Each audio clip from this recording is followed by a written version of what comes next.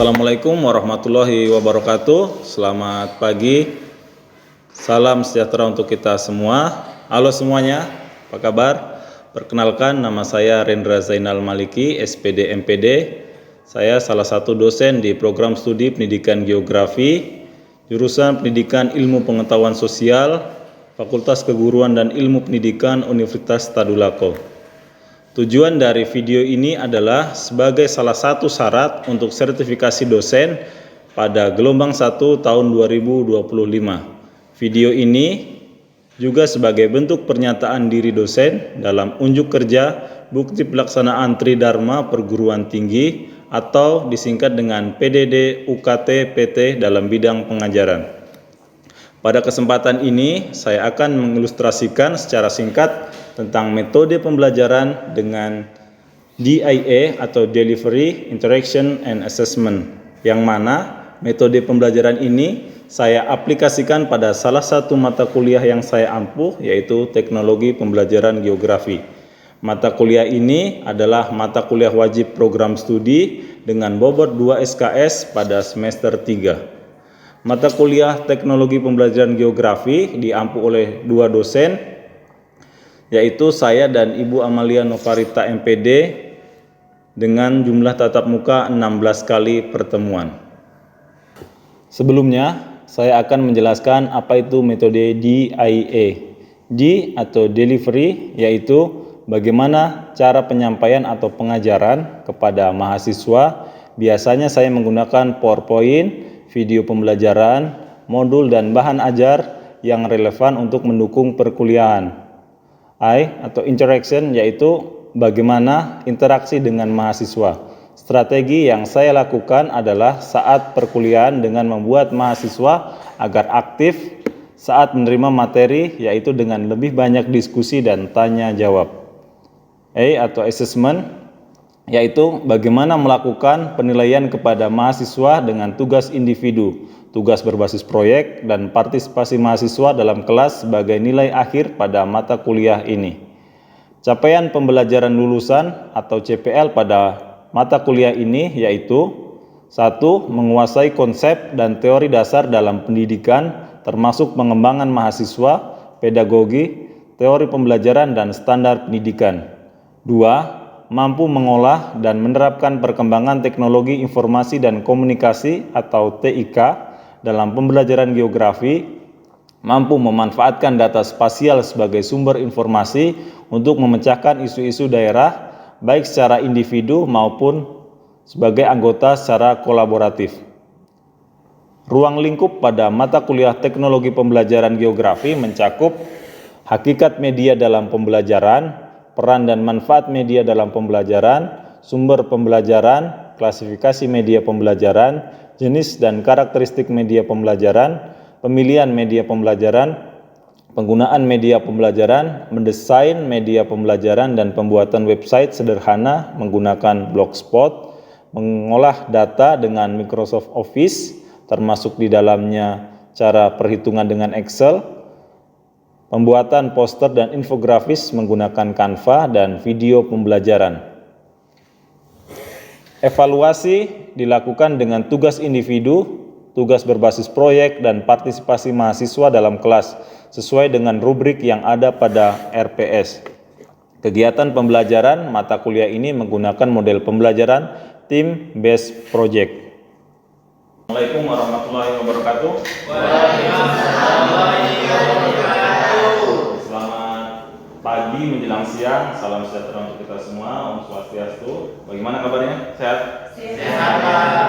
Ya, kayaknya mukanya ini agak-agak kurang bersemangat, mungkin kurang tidurnya.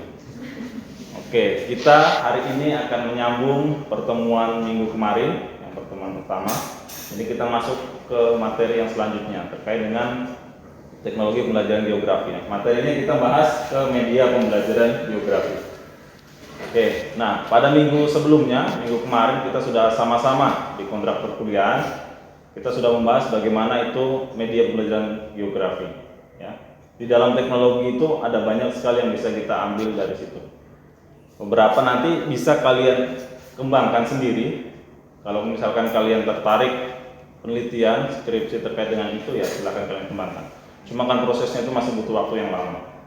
Nah, sekarang kita awal dari pertemuan kedua ini, bagaimana nanti kita melihat apa sih itu media pembelajaran, bagaimana sih kita untuk mengembangkan sebuah media yang dinyatakan valid, ya.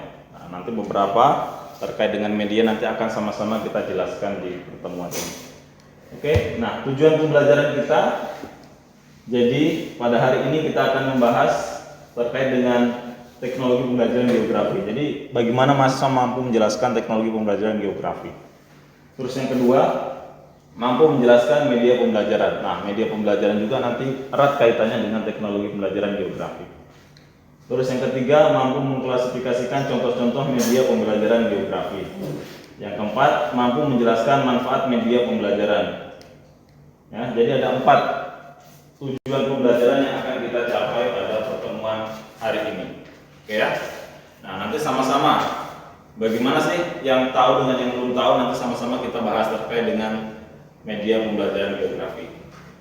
Oke, yang pertama kita masuk ke teknologi pembelajaran geografi. Apa sih teknologi pembelajaran geografi itu? Ya. Jadi teknologi pembelajaran geografi adalah penerapan berbagai alat media dan platform digital untuk membantu proses pembelajaran geografi. Ya, untuk apa? Untuk lebih interaktif, efisien, dan lebih mendalam. Nah, ada banyak pengembangan media terkait dengan media pembelajaran geografi khususnya ya. Nah, cuma karena kita sudah masuk di 4.0, 5.0, usahakan nanti kalau kalian ngambil tugas akhir ya, atau kalian mengembangkan media di mata kuliah ini, usahakan itu yang berbasis digital. Jadi kalau digital, kapanpun kalian klik, kapanpun kalian buka lagi, itu pasti akan ketemu. Tapi kalau misalkan yang manual, kalian sudah cetak 1, itu akan susah. Itu ya. Jadi ada plus minusnya sebenarnya gitu ya. Ya, beberapa yang angkatan-angkatan sebelumnya itu mengambil dengan media-media yang manual. Nah, itu bisa digunakan, bisa. Cuma kan nanti untuk efektivitasnya, untuk pengembangan selanjutnya itu kan pasti akan tidak bagus gitu. Karena apa? Yaitu tadi tidak digital. Dia kalau mengembangkan, ya kalau misalkan 1 sudah dipakai di sekolah A, kalau sekolah B misalkan membutuhkan media, dia harus buat lagi persis yang sama. Tapi kalau digital, kita cukup mengcopy link saja, kita mengembangkan apa, kita copy, ya bisa digunakan di mana-mana. Nah, itu plus minusnya ya dari media yang kita kembangkan itu. Nah, terus di sini ada kata interaktif, efisien, dan mendalam. Maksudnya apa sih? Media yang kita kembangkan, usahakan itu interaktif. Interaktif bagaimana? Interaktif tanpa ada guru pun, tanpa ada kalian, itu medianya itu bisa digunakan oleh siswa sendiri karena adanya interaktifnya, karena interaktif itu tadi. Misal contoh, kayak misalkan kalian gunakan YouTube kalian tidak perlu bimbing ke adiknya kalian atau ke teman kalian, mereka sudah interaksi sendiri, bisa interaktif. Jadi 2 arah komunikasinya. Ya. Nah, gunakan media yang seperti itu. Jadi tanpa ada kalian pun mereka bisa menggunakan secara individu. Nah, terus efisien bagaimana ya? Karena kita tadi berbasisnya digital, sudah sedikit sekali yang print out ya. Otomatis semuanya berbasis digital. Nah, ketika berbasis digital itu akan kita buat yang lebih efisien lagi, termasuk pengurangan biaya, termasuk mungkin ongkos-ongkos lainnya ya. Karena apa? Ya digital. Kita cuma satu kali membuat, kalau digital sudah selesai gitu. Tapi kalau kita manual, kita masih harus membuat lagi. Nah, itu ya. Nah, terus mendalam bagaimana? Nah, mendalam gunakan materi-materi geografi itu yang kira-kira itu belum ada pengembangan di sekolah. Ini sekarang sudah banyak sekali materi geografi terkait dengan kebencanaan, terkait dengan litosfer ya, apa semua itu bisa kalian nanti masukkan kira-kira media apa yang belum dikembangkan di sekolah. Nah, itu bisa kalian kembangkan, nanti bisa masuk ke dalam situ. Nah, jadi ada banyak, sebenarnya untuk geografi itu banyak sekali konsep abstrak yang bisa kita masukkan ke dalam media. Nah, itu nanti bisa mengatasi keterbatasan kita dalam turun ke lapangan gitu ya. Nah, terus teknologi ini juga memungkinkan penyajian materi geografi yang kompleks seperti spasial, lingkungan, dan fenomena geosfer. Dalam fenomena geosfer itu kita bisa, ada banyak sekali yang bisa kita kaji di situ. Ya. Kalau kalian baca-baca referensi terkait dengan media pembelajaran, pasti tidak jauh-jauh dari fenomena geosfer semuanya. Nah, cari kira-kira apa sih kalau kita mau mengembangkan media, perbedaannya apa dengan yang sudah dikembangkan. Ya perbedaannya kalau misalkan terkait dengan fenomena geosfer, cari yang belum ada di situ. Misalkan terkait dengan komik digital, misalkan terkait dengan media pembelajaran atau yang berbasis digital lainnya. Nah, agar apa? Tampil visual dan aplikatifnya itu. Nah, kita kan tidak mungkin kalau kita melihat suatu fenomena, misalkan kita melihat pergeseran lempeng, tidak mungkin kita membuat tanah, pasti kita melihat dari tampilan visual video. Nah, dari tampilan visual video, kalau kita buat sebagus mungkin ya, sesuai dengan apa yang mau kita kaji, nah itu tampilan visualnya itu bisa menarik siswa atau peserta didik. Nah, jadi kalau kalian sekarang 4.0 ke 5.0, usahakan tuh lebih banyak yang bermain digital. Ya. Pasti kalian tidak akan ketinggalan. Tapi kalau kalian yang manual, ya pasti akan ketinggalan. Karena ke depan tuntutan itu teknologi itu akan semakin ke arah sana gitu ya. Jadi usahakan kalau kalian sekarang ini masih di semester 3 dan kalian mau nanti ke semester selanjutnya terkait dengan ngambil tugas akhir, usahakan yang berbasis digital. Baik itu selain untuk minatnya kalian juga nanti bisa digunakan untuk di sekolah ya. Oke, nah ini beberapa contoh teknologi pembelajaran geografi ya. Ya, pasti kalau SIG, sistem informasi geografis kita sudah tahu ya, sudah pasti menggunakan digital, menggunakan aplikasi. Terus yang kedua ada penginderaan jauh, remote sensing, yang ketiga WebGIS. Nah, beberapa nanti bisa kita gunakan pakai yang open source ya, pakai Quantum GIS itu bisa gitu. Nah, beberapa tugas akhir terkait dengan media itu banyak juga yang ke arah situ ya, ke arah WebGIS. Meskipun masih sedikit, cuma sudah ada beberapa yang mengarah ke sana. Terus pakai GPS, mobile mapping, multimedia interaktif, virtual reality, dan augmented reality. Ya mungkin di luar sini masih banyak lagi terkait dengan media pembelajaran geografi yang ada. Nah, cuma kita bisa klasifikasikan ke dalam sini semua. Beberapa yang mungkin nanti kalian akan kembangkan itu bisa masuk ke dalam sini semua. Ya. Oke, nah pertama kita membahas mengenai contoh terkait dengan sistem informasi geografis. Fungsinya untuk apa? Untuk menganalisis, memvisualisasikan data spasial. Contohnya penggunaan pemetaan tata ruang, perubahan penggunaan lahan, bencana alam. Nah ini kalau kita pakai SIG ya, kalian biasa sering ya aplikasi-aplikasi yang digunakan ya terkait dengan SIG. Nah ini masuk dalam kategori teknologi pembelajaran geografi. Karena apa? Kita berbasis teknologi digital. Ya, di dalamnya ada apa sih? Ada ArcGIS, ada Quantum, ada Google Earth Engine. Nah, ini kalau kalian kuasai 3 ini, ya ada nilai plusnya kalau kalian lulus. Karena apa? Seorang guru geografi itu selain kita pandai mengajar, kita juga biasanya dituntut untuk ini. Ya. Dapat belajar sedikit-sedikit kalian belajar. Nanti kalau ada mata kuliah di sistem informasi geografis pengiraan jauh, visualisasi data, silakan kalian kembangkan di situ. Silakan. Nah, ini semua sebenarnya harus kalian kuasai. Ya minimal kalian tahu dulu apa sih fungsinya gitu ya. Nah, itu nanti bisa kalian kembangkan sendiri kalau kalian nanti sudah lulus. Dengan contoh teknologi pembelajaran geografi terkait dengan remote sensing atau penginderaan jauh. Nah, di sini fungsinya untuk apa? Mendapatkan data permukaan bumi melalui citra satelit atau drone. Nah, di lab itu ada drone, cuma ya mungkin karena cuma 1 unit jadi belum bisa digunakan oleh semua mahasiswa. Ya. Bahkan sekarang kalau misalkan ada kejadian bencana atau apa, pasti orang turunnya pakai drone. Yang lihat pakai drone, yang harga murah-murah. Nah, ini juga sama ya, sama seperti yang artis tadi ada lisensinya. Drone itu sama seperti seorang pilot pesawat, jadi dia harus ada lisensinya penerbangannya bagaimana. Nah, itu hubungannya dengan Kementerian Perhubungan. Yang ketiga ini terkait dengan WebGIS.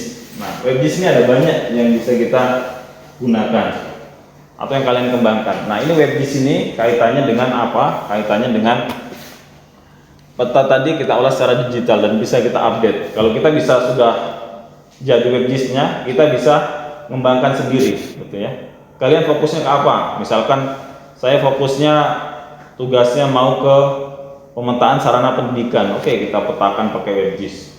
Dan itu bisa kita update, gitu ya. Jadi tadi sifatnya itu fleksibel kalau WebGIS itu bisa kita update. Ya mainnya di mana kita buatnya bisa di Quantum, terus kita nanti update di WebGIS-nya. Nah dari situ nanti bisa banyak informasi yang bisa kita berikan kepada masyarakat atau daerah-daerah yang rawan bencana. atau jumlah titik longsor yang ada di wilayah yang rawan titik longsor, atau kejadian bencana banjir, ya, luasan areanya atau titiknya di mana, itu bisa kita petakan semuanya gitu ya. Bisa kalian gunakan gitu. Coba-coba saja kalian belajar, kalian kembangkan ya. Nah, supaya nanti apa? Supaya nanti kalian itu bisa, yang kalian dapatkan dari sini bisa nanti kalian aplikasikan kepada masyarakat, ya, kepada sekolah kalau kalian menjadi guru, ya. Nah, terus untuk multimedia interaktif. Nah, ini multimedia interaktif ini ada banyak ya jenisnya ini. Gitu. Nah, kalau kita sekarang sering menggunakan Canva, Canva itu ada dua versi, ada yang gratis, ada yang berbayar atau yang pro. Kalau kalian mau fiturnya lebih banyak tampilannya, ya pakai yang pro. Ya, per bulannya berapa? 95.000 kalau nggak salah ya. Ya, 95.000. Sementara kalau yang gratisan ya bisa kalian gunakan. Cuma templatenya pasti terbatas ya. Namanya juga gratis, tidak mungkin dia akan menyediakan yang banyak gitu ya. Itu Canva. Mungkin kalian sudah familiar dengan Canva, membuat Canva. Sekarang PowerPoint itu kebanyakan mahasiswa membuat dengan Canva, gitu ya. Tampilannya lebih bagus. Cuma Canva itu kadang minusnya itu ketika kita mengedit satu itu, misalkan ada banyak background yang kita tampilkan, yang kita susun, warna biru, warna hijau, warna apa, terus kita klik tulisan tuh biasanya nyambung semuanya. Atau kita satu blok satu biasanya akan ke detect semua ya. Nah, beda sama PowerPoint. Kalau PowerPoint satu saja kita blok itu pasti itu. Tapi kalau yang di Canva itu akan ngikut semuanya di belakangnya gitu. Canva ini ada banyak pilihannya ya. Bisa kalian buat video, bisa kalian nanti buat komik, ya. Bisa kalian buat media pembelajaran yang lain terkait dengan Canva. Nah, kalau kalian tertarik ya, jadi saya sarankan kalau misalkan kalian di tugasnya, tugas akhirnya nanti kalian terkait dengan pengembangan, ya, pakai Canva berbayar. Nah, kalau Canva ini gratis dan berbayar oke lah, karena dia menyediakan seperti itu ya. Beda sama kayak Argis tadi. Argis itu memang dia harus ada lisensinya, yang itu harus kita beli. Tapi kalau Canva ya kita bisa beli personal, kita bisa beli harian 14.000 ya. 14.000 kita beli, habis itu nanti selesai sewanya 14.000, ternyata tugas yang kita masih banyak. Akhirnya kita beli lagi. Nah, untuk memudahkan bagaimana mengirit, ya mending beli 1 bulan saja langsung. Nah, supaya nanti kita bisa pakai beberapa hari, gitu ya. Nah, dan Canva ini bisa berbagi untuk bersama ya Canva ya. Jadi kalau satu kalian pro, nanti bisa kalian sharing ke teman-teman kalian. Nah, bisa kalian kembangkan itu. Nah, terus untuk apa sih? Ya, contohnya ya simulasi proses geomorfo ya. Tadi kita tampilannya visual, abstraknya itu bisa nanti kita tampilkan video interaktif tentang iklim, peredaran tata surya. Nah, ini semua kalau kita lihat contoh-contohnya ini kan kita tidak bisa lihat secara langsung. Makanya kita butuhkan apa? Kita butuhkan media sebagai perantara ya, sebagai jembatan dari adanya materi yang akan kita kembangkan itu tadi. PowerPoint juga bisa sebenarnya kita buat animasi ya. Dulu sebelum ada Canva, saya mencoba membuat PowerPoint itu animasi dari PowerPoint, video dari PowerPoint. Bisa nggak bisa? Ya. Bahkan mau kita buat website yang sederhana tampilannya, ya, pakai PowerPoint itu bisa juga gitu ya. Sebenarnya pengembangan dari PowerPoint juga itu banyak ya. Nah, pakai di YouTube sekarang Adobe Animate ya, Adobe Premiere untuk mengembangkan video. Nah, ada banyak sekarang aplikasi-aplikasi yang bisa kita kembangkan. Nah, terus yang selanjutnya ada GPS ya, mobile mapping. Nah, ini juga ada banyak pengembangan aplikasinya ya. Saya tidak membahas mengenai kalian harus mengembangkan sebuah mobile, tidak gitu. Tapi kita pengenalan dari media geografi tadi, teknologi pelajaran geografi, ternyata diaplikasikan ke dalam sebuah map. Itu ya, kita sering pakai Gojek, kita sering pakai Maxim, pakai Grab. Nah, itu semua akan memakai sistem informasi geografis ya, koordinat-koordinat di suatu titik di suatu wilayah gitu. Nah, pasti dia menggunakan titik-titik itu gitu. Ya, mobile mapping ini sudah sering digunakan ya. Beberapa fitur-fitur kalau kalian searching di Google Play atau di App Store itu ada banyak terkait dengan mobile mapping, terkait dengan pemetaan. Dia titik, dia buatkan nanti poligon di situ ya, muncul areanya, terus dia buatkan poin titik-titiknya itu nanti akan muncul, terus garis lainnya itu ya, polyline-nya nanti akan kelihatan di situ. Nah, ada banyak yang bisa kita kaji dari situ. Nah, terus ya ini terkait dengan virtual reality dan augmented reality. Nah, Nah, nanti kalau misalkan lebih jelasnya nanti ada di mata kuliah geografi digital. Nanti kita belajar terkait dengan virtual reality gitu ya. Terus augmented reality. Nah, augmented reality juga hampir sama ya. Hampir sama apa? Ya. Ada versi yang berbayarnya. Kalau kita pakai Assembler Edu, ya, ada yang gratisnya. Cuma ya sama kayak Canva tadi.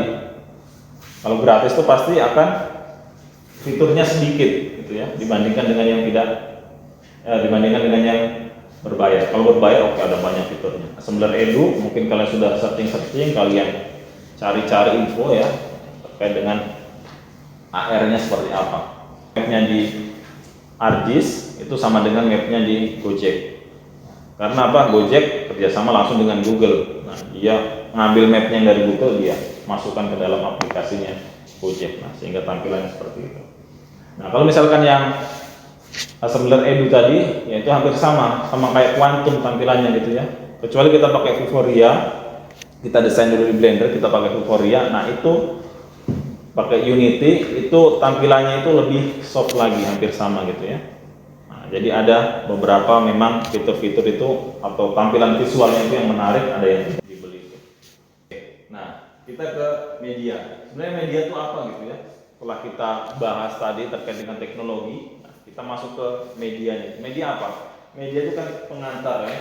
Nah, jadi ada pengantar pesan dari guru atau dari pengirim ke penerima atau siswa. Nah, jadi ada pesannya yang dibawakan di situ.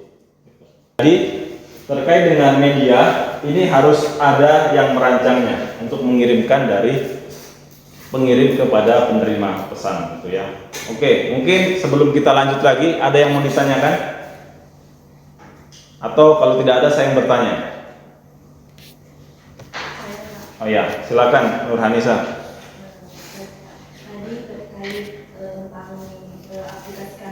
Iya, aplikasi Canva ya. Kalau di Canva bisa menggunakan video animasi tidak Pak? Oh iya. Membuat animasi gempa bumi, terus bagaimana kita bisa memperlihatkan di video tersebut bagaimana proses terjadinya gempa bumi, pergerakan tanah dan sebagainya Pak. Kira-kira bisa? Oh iya, baik.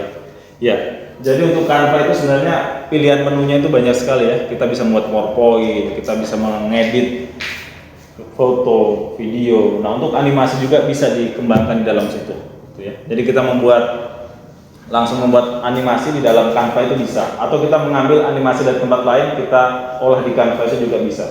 Nah, cuma ya itu tadi yang menjadi catatan. Kalau sifatnya itu gratis, itu fiturnya sedikit. Aplikasi yang mau kita gunakan, kita mengembangkan animasi itu nanti akan sedikit, ya, tidak bisa sepuasnya kita gitu. Tapi kalau kita misalkan berbayar, nah itu ada banyak animasi yang kita bisa kembangkan, gitu ya. Nah, jadi dalam Canva itu ada banyak yang bisa kita kembangkan gitu ya. Nah, tadi, oke ya. Mungkin yang lain mungkin ada? Iya. Izin bertanya Pak, mengenai dengan strategi pembelajaran agar efektif kepada siswa. Iya. Tentunya seperti kita menyajikan melalui media visual, tetapi siswa tersebut tidak menyerap apa yang disampaikan. Iya. Apa yang akan kita lakukan? Iya. Oke, baik. Nah, jadi terkait dengan penggunaan media visual, bagaimana sih agar siswa itu dia bisa tertarik ya? Takutnya apa yang sudah kita berikan itu tidak menarik siswa gitu ya. Oke. Nah, kita ke sini dulu ya. Tuh. Nah, dalam sini ini kerucut pengalaman dari Edgar Dale gitu ya. Nah, sebelum saya menjawab ke pertanyaan ke Mas Alfianto, nah, jadi sifat atau tipe belajar siswa yang manusia pada umumnya itu ada 3. Ada kinestetik, ada visual, ada auditori. Dari 3 itu kita bisa menentukan strategi apa yang kita bisa gunakan dalam pembelajaran. Contoh, sebelum kita sebenarnya membuat media, kita harus tahu dulu gaya belajar siswanya itu seperti apa. Itu ya. Contoh katakanlah dalam satu kelas itu ada 30 siswa. Itu ternyata dominan itu ke arah visual, ada sekitar 28. Hanya 2% saja yang belajar kinestetik atau auditory. Ya sudah, berarti kita pembelajarannya itu harus menggunakan visual. Kita lebih banyak menggunakan media pembelajaran seperti video, gambar gitu ya.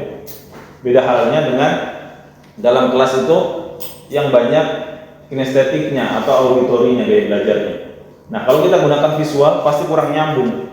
Karena apa? Mereka belajar menggunakan gaya belajar yang lain. Contoh misal belajarnya harus praktek langsung. Kayak misalkan di teknik, kalau misalkan membongkar motor pasti tidak mungkin cuma dilihat saja, tolong bongkar motor itu nanti bautnya kasih ini. Pasti kan praktek langsung. Nah, itu kinestetik salah satu caranya. Bagaimana kita bisa belajar langsung dengan praktek langsung gitu ya. Nah, ini ada peranan media ya. Jadi bagaimana kerucut pengalaman dari Edgar Dale.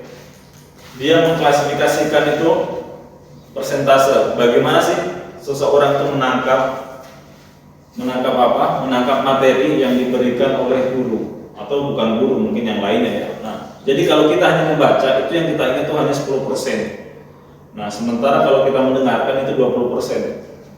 Jadi lebih banyak porsinya, persentasenya orang yang mendengarkan daripada yang membaca.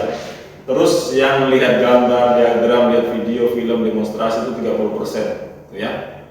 Terus 50%-nya terlibat dalam diskusi.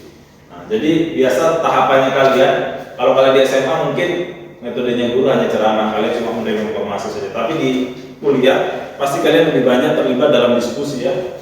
Ya, beberapa ini diskusi supaya apa? Ya, ternyata tingkat yang diingat itu 50%. Nah, terus menyajikan persentase juga kalian yang 70%. Nah, 90%-nya apa? Bermain peran, melakukan simulasi, mengerjakan ya. Nah, nanti tingkat terlibatnya bagaimana dari verbal ke visual, terlibat sampai berbuat. Nah, kalau mereka sudah bisa terlibat, bisa berbuat, nah nanti mereka bisa mengaplikasikannya kepada teman-teman lain. Gitu ya. Oke? Ada yang tanyakan lagi? Siap. Ya. Saya mau bertanya Pak mengenai Google Earth Engine itu kan. Ya. Bapak katakan tentang coding seperti apa, contoh coding ke Google Earth Engine itu kan. Oh iya. Karena kan kita di geografi belum mempelajari tentang coding. Nah, coding ini kan dari informatika, informasi Pak. Oh iya. Di sini jadi kan tampilan Google Earth Engine ini sama seperti WebGIS dia. Jadi apa? Petanya itu bisa kita update. Ya, ketika petanya bisa kita update, nanti di dalam informasinya situ terserah mau kita masukkan apa. Nah, cuma dalam Google Earth Engine ini dia memang masuknya itu ke coding.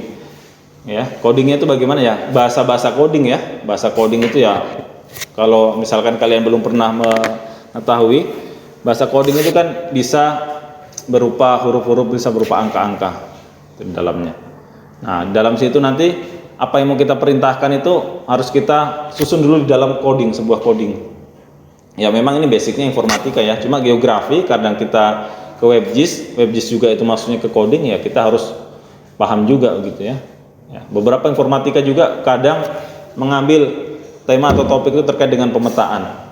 Nah, cuma kan mereka dasarnya seperti kita surveinya pemahaman geografisnya itu kurang gitu. Mereka cuma bisa menyajikan petanya. Nah, kita sebenarnya yang dari awalnya itu bisa membuat petanya, terus nanti kita bisa buat codingnya gitu. Nah, itu ya. Jadi Gupron untuk Google Earth Engine ini nanti bisa diperdalam nanti di materi mata kuliah geografi digital.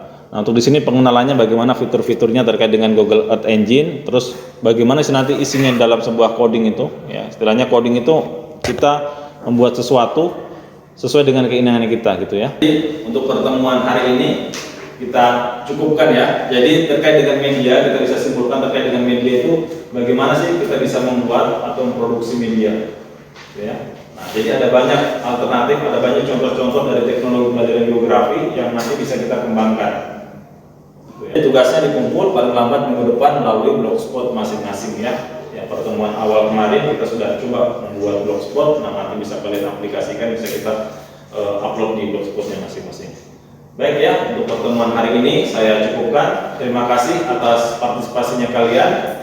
Nanti kita insya Allah bertemu lagi minggu depan kalau tidak ada halangan. Baik, saya akhiri. Assalamualaikum warahmatullahi wabarakatuh. Waalaikumsalam.